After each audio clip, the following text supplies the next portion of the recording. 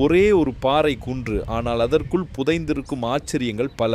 புவியீர்ப்பு விசைக்கே சவால் விடும் 250 டன் இயற்கை அதிசயம். கிரானைட் பாறையை குடைந்து செதுக்கிய 2 கல் தொட்டிகள், அரசர்கள் அமர்ந்த ஒற்றைக்கல் அரியணை. மகாபாரத கதைகளோடு தொடர்பு படுத்தி பேசப்படும் இந்த இடங்களின் பின்னணியில் இருக்கும் உண்மையான வரலாற்று சான்றுகள் என்ன? குயிலரங்கத்தில் இன்று பார்க்கலாமா? நமது பயணத்தின் முதல் புள்ளியாக இந்த மலையின் அடிவாரத்தில் இருக்கும் பாறையை நோக்கி செல்கிறோம்.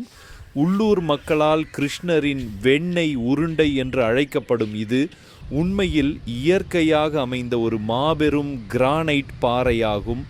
இதற்கும் கிருஷ்ண பரமாத்மாவிற்கும் எந்தவித வரலாற்று தொடர்பும் இல்லை என்பதே தொல்லியல் சான்று. இதன் மொத்த எடை கிட்டத்தட்ட 250 டன்கள். இந்த மலையின் சரிவில் மிகச் சிறிய அடிப்பரப்பில்தான் இது நழுவாமல் நிலை பெற்று நிற்கிறது. பொதுமக்களின் பாதுகாப்பை கருதி ஒருமுறை யானைகளை வைத்து இந்த பாறையை இங்கிருந்து அகற்ற முயற்சி செய்தனர். ஆனால் வியப்பளிக்கும் விதமாக ஒரு அங்குலம் கூட இதை நகர்த்த முடியவில்லை என்பதுதான் இயற்கை நமக்கு உணர்த்தும் வியப்பு.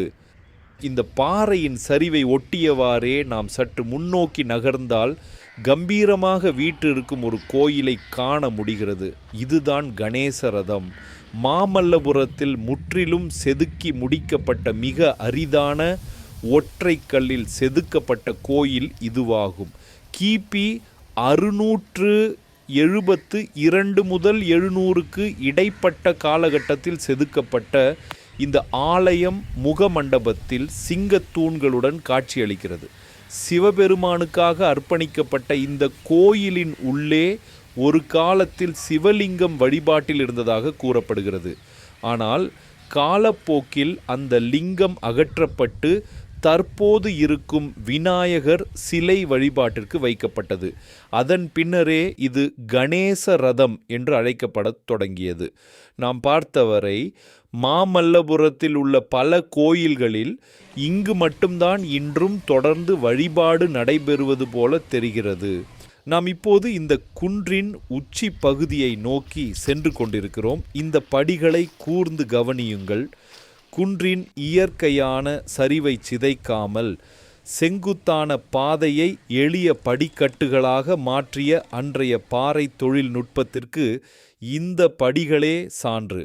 படிகளில் ஏறி மேலே வரும்போது நமது இடது புறத்தில் தூரத்தில் கம்பீரமாக தெரியும் அந்த கோபுரத்தை பாருங்களேன். அதுதான் உலக புகழ் பெற்ற ஸ்தல சையன பெருமாள் திருக்கோயில். நகரின் நடுவே இருக்கும் அந்த கோபுரத்தை இப்படி பார்ப்பது ஒரு அற்புதமான அனுபவமாக உள்ளது. இதோ குன்றின் சமதள பரப்பில் நம் கண்ணில் படுகிறது நாம் தேடி வந்த ராய கோபுரம். பல்லவர் கால பாணிகளிலிருந்து முற்றிலும் மாறுபட்ட ஒரு பிரம்மாண்டத்தை இந்த நுழைவாயிலில் நம்மால் உணர முடிகிறது. இது கட்டி முடிக்கப்படாத ஒரு நுழைவாயில் மொட்டை கோபுரமாகும். இது பிற்கால விஜயநகர பேரரசின் காலத்தில் கட்டத் தொடங்கப்பட்ட ஒரு கட்டமைப்பாக கருதப்படுகிறது. இந்த கோபுரத்தின் பிரம்மாண்ட நிலைக்கால்களில் செதுக்கப்பட்டுள்ள நுட்பமான பெண் சிற்பங்களும் பிற கலை வடிவமைப்பும் விஜயநகர பாணியை பறைசாற்றுவது போல் தெரிகிறது. ஒருவேளை இது முழுமையாக கட்டப்பட்டிருந்தால் தென்னிந்தியாவின் மிக உயரமான கோபுரங்களில் ஒன்றாக இது திகழ்ந்திருக்கும். குன்றின் அடுத்த பகுதியை நோக்கி போகும் வழியில் இருக்கும் இந்த பாறையை பாருங்கள். இந்த நீண்ட பிளவும் வரிசையாக இருக்கும் சிறிய துளைகளும் வெட்ஜ் மெத்தட் என்ற தொழில்நுட்பத்தின் அடையாளம். முதலில் நேர்கோட்டில் துளைகள் இடப்பட்டு காய்ந்த மரக்கட்டைகள் வைத்து பின்னர் சுடுதண்ணீர் ஊற்றியதும் மரம் விரிவடைந்து அழுத்தத்தை உருவாக்கும். அந்த அழுத்தத்திலேயே இந்த பாறை துல்லியமாக பிளந்துவிடும். இந்த நுட்பத்தை கடந்து பாறையின் மேல் பகுதியில் செவ்வக வடிவில் குடையப்பட்டிருக்கும் ஒரு தண்ணீர் தொட்டியை காண முடிகிறது. இதனை திரௌபதியின் குளியல் தொட்டி என்று அழைக்கிறார்கள். ஆனால் இது இன்னும் முழுமை பெறாமல் நிற்கிறது. அப்படியே இங்கிருந்து குன்றின் பறந்து விரிந்த காட்சியை ரசித்தவாறே நகர்ந்தால் இதே போன்ற மற்றொரு சதுர வடிவ தொட்டியும் இங்கே அமைந்திருப்பதை பார்க்க முடிகிறது. இது பார்ப்பதற்கு ஒரு நவீன குளியல் தொட்டியைப் போலவே முழுமை பெற்ற தோற்றத்தில் நிற்கிறது. இந்த 2 தொட்டிகளுக்கும் மகாபாரத கதாபாத்திரங்களுக்கும் எந்த வரலாற்று தொடர்பும் இல்லை என்று தொல்லியல் சான்றுகள் கூறுகின்றன.